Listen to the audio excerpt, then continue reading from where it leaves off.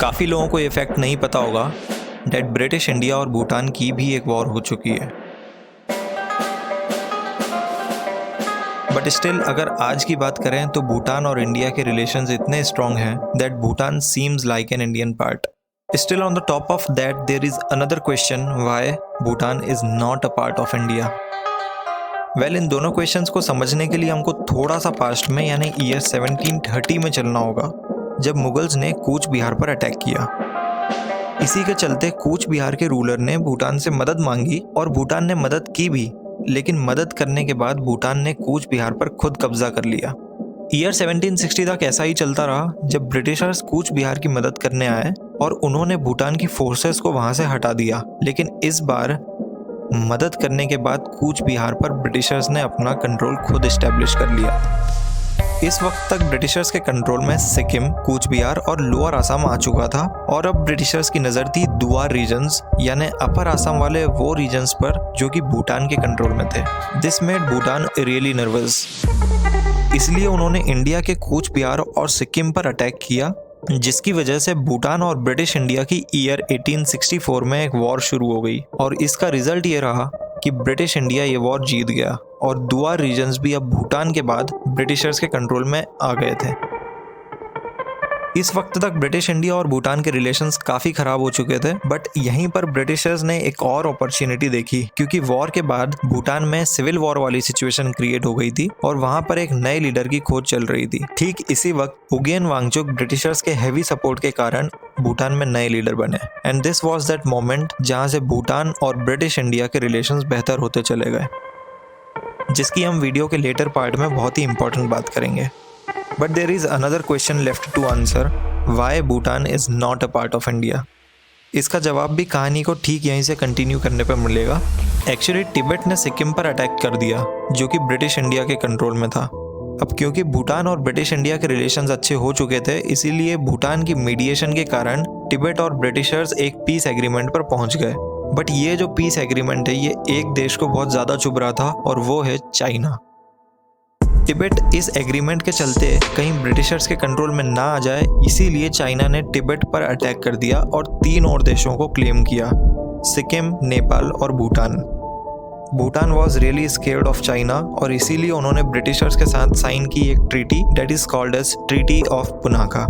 This treaty was the main reason why Bhutan is not a part of India, because under this treaty, first, Bhutan के foreign affairs और defence अब Britishers के control में थे, लेकिन भूटान के पास इंडिपेंडेंट रहने का हक अभी भी था।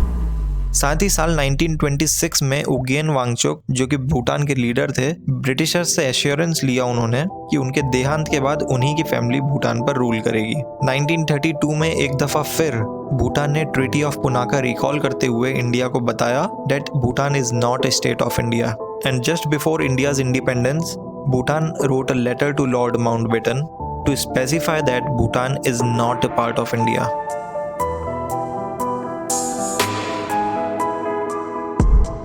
Finally, after independence, India gave Bhutan 2 final proposals once again. First, to merge with India, and second, India will continue to maintain Bhutan's foreign affairs, communication and defense. So Bhutan ultimately chose the second decision and tried hard to remain independent. But the one positive thing was, इससे India और भूटान के relations पर बिल्कुल भी आंच नहीं आई, specially Ugen Wangchuck के leader बनने के बाद। और इसी की बहुत इंपॉर्टेंस भी है, जो कि हम वीडियो में अब समझेंगे।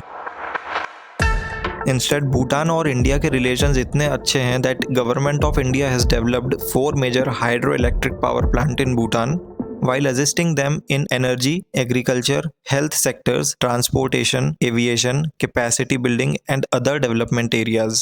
Whereas Bhutan is accepting Indian currency, Bhutan Indian citizens को visa free accept करता है। भूटान में even Indian 4-wheelers भी allowed है after certain permission, and Indian identification cards can be used to prove the identity in Bhutan. But the one last question is, why Bhutan is important for India? Again the reason is China. China ने एक बहुत ही profitable deal Bhutan को offer की है। इस deal में भूटान को China 495 square kilometre of land देने को रेडी है, जिसके रिटर्न में चाइना को सिर्फ 295 square kilometre of land Bhutan से चाहिए। बट ये जो लैंड भूटान से चाइना को चाहिए, ये लैंड है डोकलाम और उसके पास के रीजन्स जहां इंडिया का सिलीगुड़ी कॉरिडोर लाया करता है, which is also called as chicken neck. ये सिर्फ 22 किलोमीटर चौड़ा है और इंडिया के 8 नॉर्थ ईस्टर्न स्टेट्स को रेस्ट ऑफ द इंडिया से कनेक्ट करता है। और अगर चाइना को इस एरिया का एक्सेस मिल जाता है, then it will create a lot of pressure on India. So good news for now is Bhutan is not accepting this deal from China, and the reason is good relations with India.